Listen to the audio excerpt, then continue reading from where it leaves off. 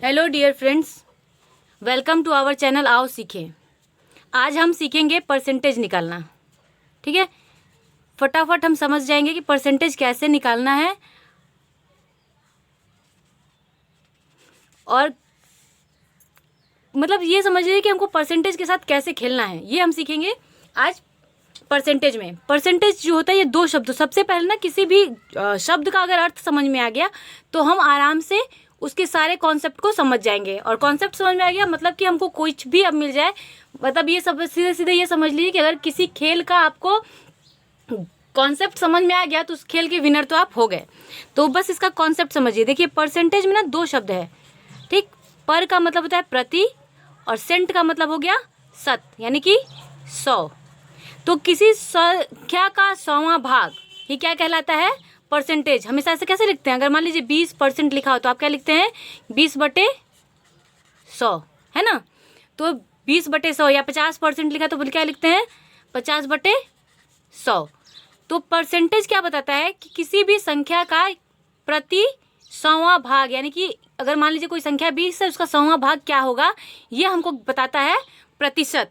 ठीक, अब हम प्रतिशत निकालने के लिए क्या करें? हमारे पास दो मेथड है परसेंटेज निकालने के लिए। एक है मल्टीप्लिकेशन। मल्टीप्लिकेशन मेथड, ठीक है। मल्टीप्लिकेशन मेथड में क्या करेंगे हम? सबसे पहले जो संख्या दी हुई है उसका मल्टीप्लिकेशन करके परसेंटेज पार्ट निकालना। जैसे मान लीजिए क्वेश्चन अगर ऐसे लिखा है 30 का 40%, तो 30 का 40% कैसे निकालेंगे? कुछ नहीं करना है, 30 और 40 को गुणा करना है और 100 से भाग दे देना है। 30 × 40/100। 2 0 0 गया, मतलब डायरेक्ट क्या हो गया? 12। अगर 2 0 0 है तो डायरेक्ट क्या करना है? 0 0 घटाएंगे और संख्या में क्या लिखेंगे? उन संख्या का आपस में गुणा करेंगे। 3 × 4 12। या फिर मान लीजिए ऐसे लिखा हो, अगर 0 0 वाली, दोनों 0 0 वाली संख्या ना हो, ऐसे लिखा 25 का मान लीजिए बोला 50%, तो आप क्या करेंगे? तो कुछ नहीं करना, बस सिंपल ये देखना है कि दोनों संख्याओं को आपस में गुणा करना और उसमें 100 से भाग देना है। 25 का 5 में गुणा किए, 25 25 125। ठीक, और एक जीरो आया था, 100 से भाग देंगे तो दो संख्या पे दशमलव लग जाएगा, यानी मान क्या आ जाएगा? 12.5। यहाँ भी अगर आप देखते तो 1200 आता है, दो संख्या पे जीरो लगाते तो 12 आ जाता है ना। तो बस उन दोनों संख्या को आपस में गुणा करना है और पीछे से 2 अंक पे दशमलव लगा देना है ना। इकाई दहाई के बाद क्या करना है? दशमलव लगा देना है। हमको उस संख्या का परसेंटेज पता चल जाएगा। ठीक, अब ये कहिए कि भाई ये तो छोटा छोटा क्वेश्चन हो गया, बड़ा डायरेक्ट कर लिए। जैसे मान लीजिए कि हमको बोला कि 30 का 45% निकालिए, तो क्या करेंगे? अब 30 का 45 निकालना है, थोड़ा मान लीजिए ये छोटा ही है, लेकिन अगर हमको दूसरा मेथड यूज़ करना है तो हम एक और मेथड यूज़ कर सकते हैं जिसको हम बोलते हैं स्प्लिटिंग मेथड।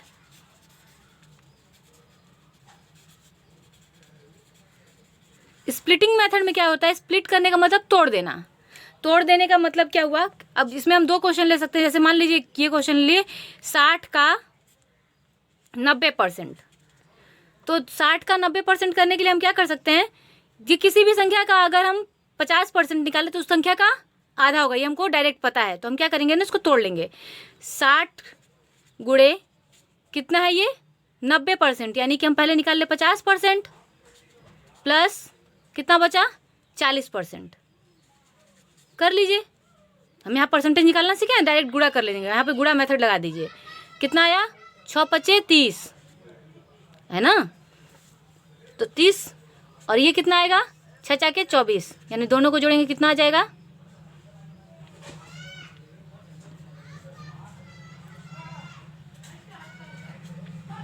ठीक, तो उसका आंसर आ गया कितना? 54%। 60 का 90% निकालेंगे तो 54% आ जाएगा। खैर ये तो डायरेक्ट कर सकते थे। अगर मान लीजिए ऐसा आ गया 65 का मान लीजिए बोला 60%, 65 का 60%, तब कैसे करेंगे?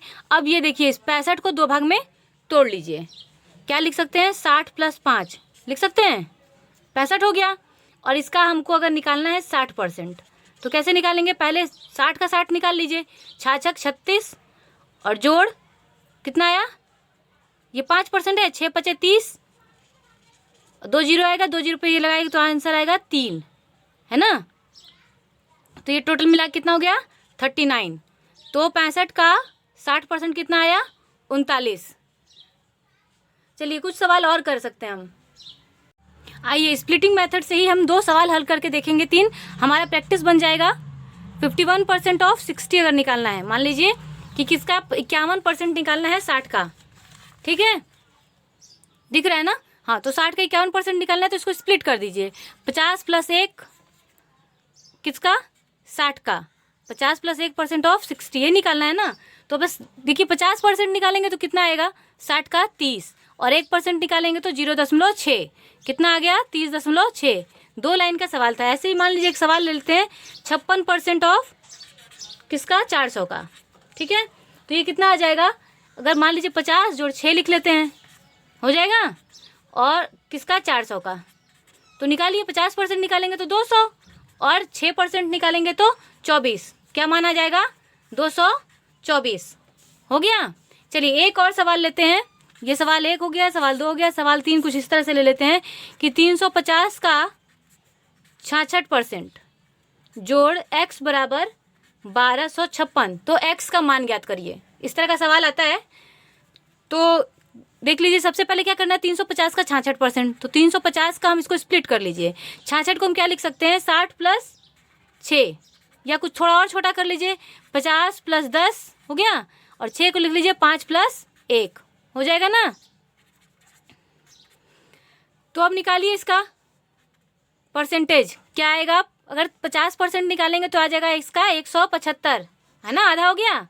1% निकालिए तो 1% मतलब 10% निकालिए, 10% मतलब कि दाहिने तरफ से एक अंक पे दशमलव लगा दीजिए, तो सीधे सीधे हम आ गया 10%।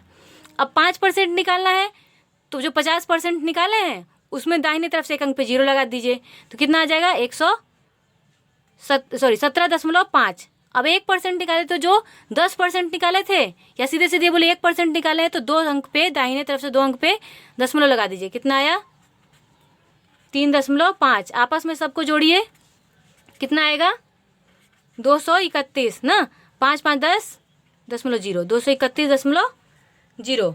और इधर की तरफ क्या दिया हुआ है आपका मान, यानी 231 जोड़ x बराबर दिया है 1256, तो x का मान कितना आ जाएगा 1256 माइनस 231, तो ये 5 और 5 में से 3 गया 2 और ये 2 में से 2 गया 0 1, ये मेरा x का मान आ जाएगा।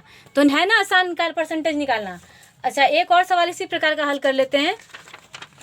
प्रश्न कुछ इस प्रकार से दिया है कि 1500 का x%, सेम सवाल है, जोड़ 50 बराबर 500, तो जोड़ 50 दिया, इसको सबसे पहले इस किनारे लेके जाइए, कितना गया ये 450 आ गया। अब निकालना है 1500 का x%, ये ज्ञात करना है कि कितना परसेंट 450 है। तो 1500 गुणे x बटे 100, तो ये गया, और 15 तिया इधर जाएगा ना, 15 तिया 45 30, यानी कि 1500 का x% बराबर 450 लिखा है, तो कितना परसेंट हो जाएगा ये 30%, ठीक है। तो इस तरह परसेंटेज के सारे सवाल हल हो सकते हैं, और हमको लगता है कि आज से आपका परसेंटेज का सवाल से डर नहीं, 1 मिनट मज़ा आएगा, है ना। तो ऐसे ही आसान ट्रिक समझने और कॉन्सेप्ट को लेने के लिए हमारे चैनल को लाइक करें, सब्सक्राइब करें और अपने दोस्तों के साथ शेयर करें। Thank you.